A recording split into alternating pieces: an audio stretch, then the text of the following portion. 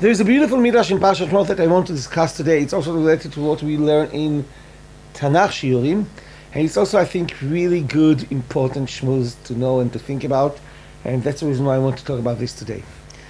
The midrash says like this in Parshat Shmot. It's related also to Parshat Vayera, to the entire Parshiyot HaShavua. It's going on the pasuk Moshe היה רואה. ומשה היה רואה. The midrash says like this. הדאו דכתיב כל אמרת אלוקה צרופה. אין הקדוש ברוך הוא נותן גדולה לאדם עד שבודקהו בדבר קטן, ואחר כך מעלהו לגדולה. הרי לך שני גדולי עולם שבדקן הקדוש ברוך הוא בדבר קטן, ונמצאו נאמנין והעלן לגדולה. בדק לדוד בצאן ולא נהגם אלא במדבר להרחיקה מן הגזל, שכן אליאב אומר לדוד ועל מי נטשת מעט הצאן ההנה במדבר. מלמד שהיה דוד מקיים המשנה עם מגדלים בהמה דקה בארץ ישראל.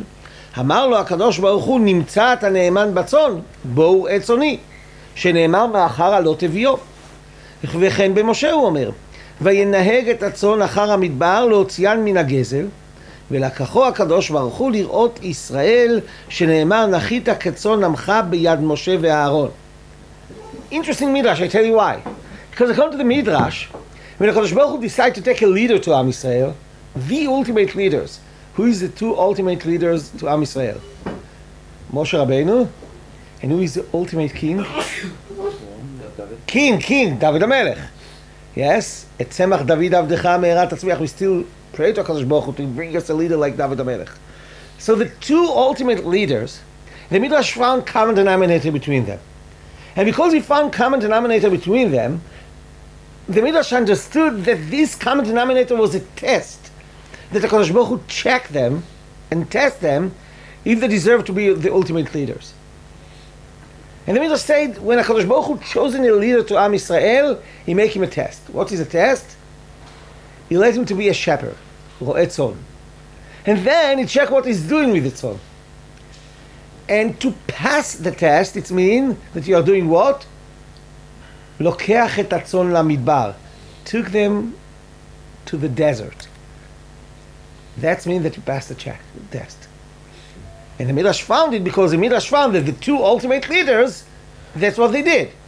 They took their tzon to where? To the midbar. Obviously, take a pause for a second. That's the most ridiculous thing to do. If you ask my opinion, if you have tzon, if you want to be a shepherd, you need to find places that you can find grass, you can find leaves, you can find green area with a lot of, how do you say mir'eh? Pasture. Yes, pasture. You not take them to the desert. You know, in the desert there is barely you can find food to the tzon. And it's a ridiculous thing to take them to the desert. But what's the benefit to take them to the desert? I tell you what's the benefit. There is Mishnah in Masechet Baba Kama, and the Midrash mentioned this Mishnah, that the Mishnah said, Ein megadlim behema daka be'eretz Yisrael. What does it mean, Ein megadlim behema daka be'eretz Yisrael? It's better. I'm careful with my word because the Gemara says that it's just minhag Chassidut. It's not Isur, it's Chassidus to do it. לא לגדל בהמה דקה בארץ ישראל. It means not to have in your house, not to, how do you say לגדל בהמה? Yes. Raise animals when they are בהמה דקה. What is בהמה דקה? בהמה דקה, it's like goat, like sheep. What's the idea of בהמה דקה? It's really difficult to control them where they eat, because they're eating all the green leaves, grass, etc. And when you have behema daka in your house, it's so difficult because they're eating everywhere. All the time, everywhere they're eating. So it's really easy that behema daka are going to destroy green area all over the country every time that you took them to the road, you know? Every time that you took them out, they stuck in the middle and start to eat anywhere. And because of that, it's make a lot of damage. And because we love to Eretz Yisrael, our love to Eretz Yisrael, we don't want to make so much damage. So obviously, it's not just a question of damage, it's also a question of which issue involved in this. Eat someone else's property? Yes, gezel. Yes, so it's also isur gezel. So because it's also isur gezel, the best solution for this, take them to a place that it's no individual property. It's an Efka place. What is an Efka place? That's a desert. That's a midbar. That's basically what the Midrash said, took them to the desert. Took them to the desert, it means that avoiding problem of Gezer. Do you remember the story between Ro'ei Lot and Ro'ei Avraham Avinu? That's what they're arguing about. That Ro'ei Avraham Avinu was keeping their son with something not able to eat, and Ro'ei Lot let them eat all over the places, and they argue about, remember for kindergarten, excellent. So that's basically what was unique by Moshe Rabbeinu and by David HaMelech, and that means that they passed the test. They took in the son to the desert. Even though it's difficult to find their food, but all the food there is free, no ownership, it's not belong to anyone, it's avoiding Gezer. That's a Midrash. My question is in Midrash, it's not about the logic behind this. My question in the Midrash is like this. So when HaKadosh Baruch Hu wants to pick up an ultimate leader, for Am Yisrael, so the test that he's doing, if he's chashud ala gezel, suspect about, to be honest and not to steal things, Again, I'm not think that it's not important. It's really important to be honest. It's really important that leader will be clean hands. You have this same phrase in English, yadayim nekiot, that I'm pretty sure that he's dealing with money of the public, of the tzibur, of the community, he's dealing correct, But that's one thing. With all the respect, that's the test, that the way that HaKadosh Baruch Hu decided who is going to be a good leader. My feeling, my feeling that even if a person is not honest, it's not necessary that always is not going to be a good leader. Again, I'm not saying that it's good not to be honest, or it's a leader allowed to steal, and it's not chamor, tragedy, if leader is not to have a clean hands. It's true that it's necessary, but if I will ask you to pick up the best test to the ultimate leader, I'm pretty sure that the first question wasn't if you are honest and have clean hands or stealing money. Maybe that's going to be the third one, maybe 10th. Okay, and that's a question. To be honest with you, check about the best leaders in the history. Can you sign that all of them was 100% honest? I'm not talking in Am Yisrael, I'm talking in general, okay? I'm not sure in 100%. Not sure in 100%. I try to be nice. So what's exactly the Midrash mean? Why the Midrash think that this is the ultimate test? Yeah, he found common denominator, but this is a test? So what's exactly the pshat here in this Midrash? So to explain the pshat in this Midrash, I want to go first to check by David HaMelech. And I want to talk a little bit about David HaMelech, about the place that the Midrash found that David HaMelech passed the test. In different words, I want to go to the parasha that basically talking about the pasuk, that there you can find the pasuk that prove that David HaMelech took the tzon lamidbar, to the desert. And this pasuk, it's really pasuk out of context. The context, I tell you what is the context. It's a famous context. It's a story about David and Goliath. Remember the story about David and Goliath? I'm pretty sure that all of you know this story. I'm not going to repeat the story too much, maybe a few words, but that's a story. The story is the story of David and Goliath. In the middle of the story, there is one pasuk that out of context, totally out of context. And what this pasuk said? This pasuk said that Eliav, David's brother, was upset about him, was mad about him, and told him, Al mi natashta me'at atzon hahena bamidbar. Why you left your tzon in the desert? What can you prove from here? That David HaMelech took his son to the desert, bingo, he can be a king. Okay? But it's out of context. How it's related to the story of David and Goliath? So let me give you the story, the complete story, in the context. So quickly, the complete story, as you know, is a simple story. What does it mean it's a simple story? Plishtim and Am Yisrael fight all over the times. We already learned that twice they have milchama against Shaul. In the beginning of the days of Shaul HaMelech and the end of the days of Shaul HaMelech. And that wasn't the only ones. You remember from Shimshon that they fight with Plishtim. Plishtim was the ultimate enemies of Am Yisrael.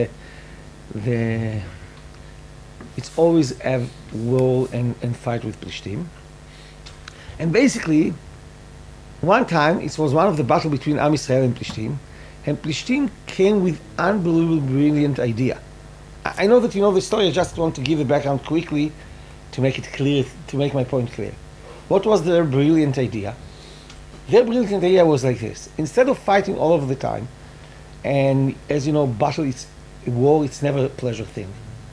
A lot of people killed, a lot of wounded people, a lot of damage, property, so many problems war caused. Instead of doing war again and again and again, Plishtim come with a brilliant idea. No, they never heard about the United Nations. Maybe they know that they're not going to be honest. But they come with a brilliant different idea. What was their idea? Let's do something that we call in Hebrew du-krav. Do you know what is du-krav?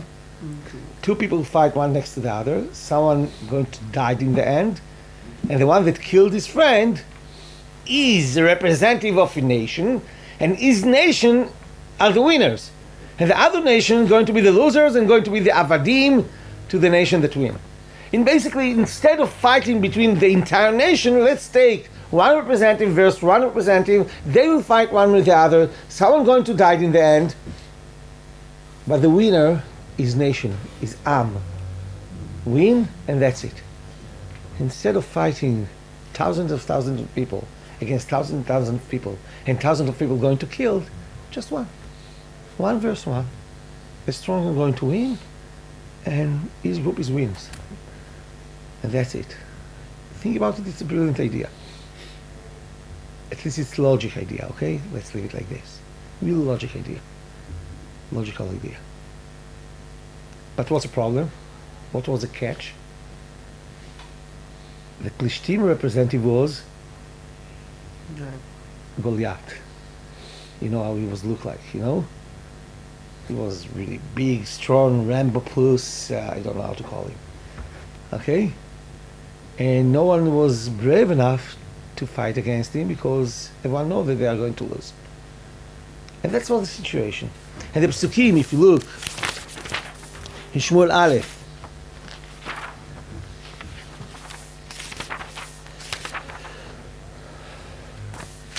פרק י"ז, זה פסוקים סיידים, פסוק כ"א, ותערוך ישראל ופלישתים מערכה לקראת מערכה. So basically, the situation was that the entire army of Plishtim and the entire army of Am Yisrael standing on two sides of the valley and waiting. Waiting to what? To see if someone from Am Yisrael going to take the suggestion from Goliath and to fight one by one and to solve the dilemma and to solve the conflict, excuse me. Okay? And the Psukim say like this.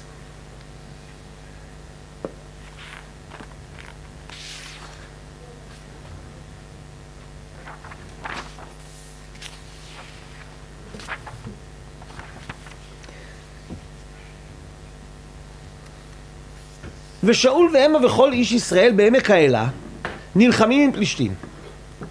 וישכם דוד בבוקר ויטוש את הצאן על שומר ויסע וילך כאשר ציווהו ישי ויבוא מעגלה והחיל יוצא אל המערכה ויראו במלחמה ותערוך ישראל ופלישתים מערכה לקראת מערכה.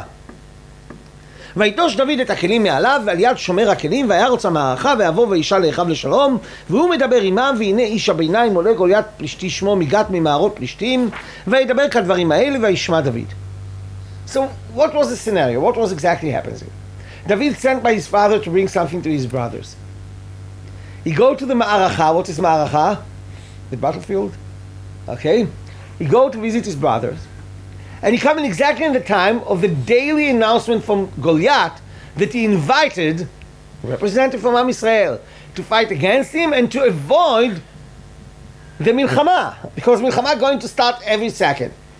And he suggests, instead of fighting the entire nation against the entire nation, let's come and fight one of you by me. And David coming exactly to the battlefield at the time that he is approach Goliath and give his suggestion every day, so at that day. And as you can imagine, he's not just giving his suggestion in a nice word. The Psukim say that he was mecharef ma'alokei ma'achot Israel, he talking against the Kadosh Baruch Hu, mekalel et Elokim, all the bad stuff, you know? Not such a clean language. Excellent. David come to visit his brothers with his staff, met them. Suddenly Goliath start and come and tell and approach and give his announcement. And there is an announcement from the Israeli side. What's the announcement from the Israeli side?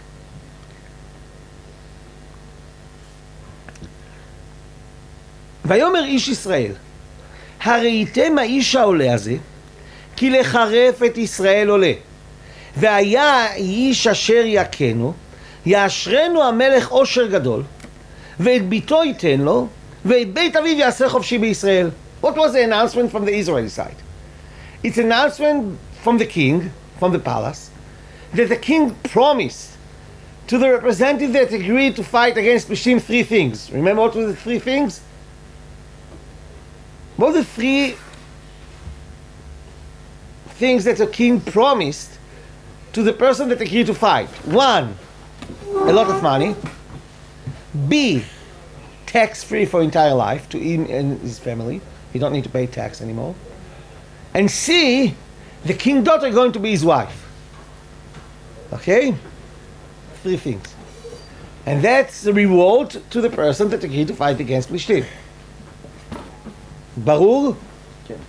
Wonderful. There is one person that didn't understand this. Who is the person that didn't understand this? David HaMelech. Because look at the next pasuk. ויאמר דוד אל האנשים העומדים עמו לאמור. David approached the other people that standing around him, and he told them, מה יעשה לאיש אשר יכה את הפלישתי על אז והסיר חרפה מעל ישראל, כי מי הפלישתי הערל הזה כחרב מערכות אלוקים חיים? What he basically said? Explaining what's exactly going to be the reward to the person that's going to kill this terrible plishti and chutzpahdik plishti, and you can pick up the nickname as you want. ויאמר לו העם כדבר הזה לאמור, כה יעשה לאיש אשר יכנו. So the people around him explaining what's exactly we're talking about. Money, tax-free, nice girl. With the ichus. The daughter of the king. Great shidduch. Okay? There's the story. And now coming the pasuk. וישמע אליאב אחיו הגדול בדברו אל האנשים, ויחרף אליאב בדוד ויאמר, למה זה ירדת? ועל מי נטשת את מעט הצאן ההנה במדבר? ואני ידעתי את זדונך ואת רוע לבבך, כי למען ראות המלחמה ירדת. So basically, what's happened then? After you get the answer from the people around him, what's exactly the reward that he's going to get if he's going to kill the Plishti? Eliav heard about this and get crazy about him.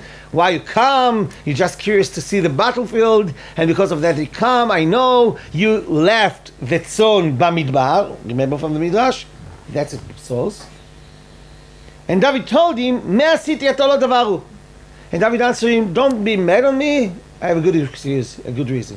What was his good reason? His father sent him. I keep in my father tzivui. Vayasov metzlo. Listen to the next pasuk.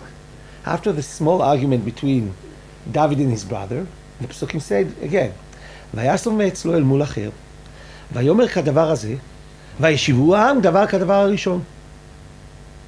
I'm going to read this pasuk again. Try to understand the Hebrew. I know it's Hebrew, but try to understand and tell me what this pasuk say. Listen. Vayisov metzlo, he turned to the other side. El mul acher, to someone else. Vayomer kadavar hazeh, vayeshivu ha'am davar kadavar harishon. One of the weirdest psukim in the Tanakh, I think. You know what this sign is? When you write a sentence and then you need to write it again, you do like, how do you call this? Quotation mark. Yes. That's exactly this pasuk. And even what this pasuk said is like this. After David spoke with this side, Torah side, and asked them, what's exactly going to be the reward to the people that are going to kill the Plishti and fight against the Plishti? And he gave the answer, money, tax, woman. It was an interruption by his brother, and then he turned to the other side and asked the same question as he asked before, and gave the same answer as he answered before. The pasuk was not annoying himself even to write the question, because everyone knows the question already. What was the question? What's going to be the reward? What's the answer? Money, tax, girls, everyone knows. So my question is really simple. What's happened to David HaMelech? Does he have dyslexia from any type, you know? It's really easy question, easy answer. It was, first of all, it was an announcement, first time. And the announcement was in their language. It wasn't in Hebrew and he spoke English. The reward going to be money, tax, women. He didn't understand for any reason. He didn't listen carefully. So he turned to this side and asked the question and get the answer, second time already. And that wasn't enough, so he turned to the other side and asked the same question and get the same answer. Hello? What's difficult to understand? The money, the text, or the girl? All of them easy to understand. And then look at the next pasuk. The next pasuk is even worse. וישמעו הדברים אשר דיבר דוד והגידו לפני שאול ויקחהו. And because of that, what's happened? People come to Shaul and told him this, and Shaul called him. What they told him? That the educational system failed? That people don't know what is mean tax-free or money or girl? What was the point that they need to talk with Shaul about? That this fellow is annoying? Nudnik? So there's beautiful Malbim that explain everything. And the Malbim said, you need to know how to read the sentence. The same question, you need to put the emphasis, the tone need to be different, and you understand everything. How we explain the question that David asked? We explained that the question that David asked was, what's going to be the reward? Okay? Because about someone that killed this terrible Plishti. Say the Malbim, that's not the way to read this sentence. I'm going to read the sentence as the Malbim suggests. Rashi will call it in the Gemara bitmia. You know what is the phrase bitmia in Rashi? Listen to this, you will understand. ויאמר דוד על האנשים העומדים עמו לאמור, מה יעשה לאיש אשר יכה את הפלישתי הזה על אז והסיר חרפה מעל ישראל? כי מי הפלישתי הערל הזה כי חרף מערכות אלוקים חיים? You know what this means? David didn't ask, what is the reward? He asked, are you bothering what you are going to get? Does it really matter? There is question of pikuach nefesh, of chilul Hashem. There is a goy that mekalel elokei marachot Israel. Such a chilul Hashem, terrible chilul Hashem. And you taking your computers and your calculators and try to make a cheshbon. Does it deserve it? It's a good idea to do it. Too much risk, not too much risk. The girls look pretty, not look pretty. The shidduch is good, not good. Who cares? It's not time to try to do like with a finger. Chances versus dangers and sakanot. That's not the question here. That's a question that you need to jump to the water. That's a time that pikuach nefesh, chilul Hashem, leave pikuach nefesh here. It's a terrible chilul Hashem. You're not doing with a finger. You don't try to calculate it to check if it's kedai or not. You jump. You come and say, Ani, I'm ready. And that's the reason why he turned to this side and turned to that side. He tried to convince the people that it's ridiculous announcement. Who cares what is the reward? Why are you waiting? How it's possible that the entire nation standing there sees such a terrible chilul Hashem and try to think if it's kedai or not kedai. And try to logically analyze what is the chance for the versus the dangers and the problems. And that's what Shaul heard, and that's the reason why Shaul called him. Because suddenly Shaul heard that there is someone here that get the point. That the point is not cheshbon. You know what does mean cheshbon, not just calculated, like the analyze, if it's kedai or not. It's a time to do an action without thinking too much. And that's, I think, the message here. And you know what? That's exactly the same idea of taking the tzon lamidbar. Taking the tzon lamidbar, it's an irrational thing to do. The most irrational thing to do. But if there is a person that's so careful about what he believes, and so careful about gezer, and so careful about the beauty of Eretz Israel, he's sometimes doing a ridiculous thing. You know why? As the Rambam said, when he spoke about the Ahavat HaKadosh Baruch Hu, Rambam said that our love to HaKadosh Baruch Hu need to be like a love that a young fellow has to his girlfriend. And sometimes the love makes him to do stupid things, crazy things, you know, meshuga mechol ya'ava. That sometimes need to be the way that you're treating with HaKadosh Baruch Hu. Sometimes it's not rational. And think about this story, it's really the question about the rational person, Goliath, that represent the rational idea. And he came with a rational, logical suggestion. And David HaMelech that his love to Am Yisrael, his love to HaKadosh Baruch Hu, is so deep that his heart not let him think rational at that time. By the way, do you know who was the great-grandmother of Goliath and who was the great-grandmother of David HaMelech? Let's start with David HaMelech, it's easy. Ruth. Chazal said who was the great-grandmother of Goliath? Guess. Orpah. Yeah. What was the argument between Orpah and Ruth? That's exactly what was the story there. Both of them going with Naomi back. Naomi tried to talk with them rationally and said, there is no reason to come with me. I not have a kids to give you. I not have anything to help you. Rationally, I'm not able, there is no hope. Who will listen to the rational answer and live? Orpah. Who said, it doesn't matter. My relation with you, my commitment to you, is much above the rational calculation of cheshbonos. Ruth. And that's again the same argument. Goliath that represent the rational idea, and Ruth that represent what? The love to HaKadosh Baruch Hu. David HaMelech. And said Chazal, that's the test that HaKadosh Baruch Hu wants. It's not about gezer or not gezer. It's about, if you want to be a really good leader, leader need to be the most rational person. Leader need to be organized. Leader need to be rational. Leader need to be able to make rational decisions. But if leader don't understand that there is times, and specifically in Am Yisrael, and the history can prove it, that there is time that you're not able just to be rational. You need to know that this is the right thing to do, and you do it even if it's not rational. Think about David Ben Gurion, for example, one of the greatest, not necessarily religious, but greatest leaders of the Tzionut. Did his declaration, independence declaration, was make sense? Obviously not. It wasn't a rational decision to do it. I tell you why. Because our enemies was much, much stronger than us. And it was obvious that immediately after he made this declaration, it's going to start unbelievable, terrible fight, battle, war. Logically, it wasn't clever. But leaders sometimes not able to take decision just because it's a logic decision.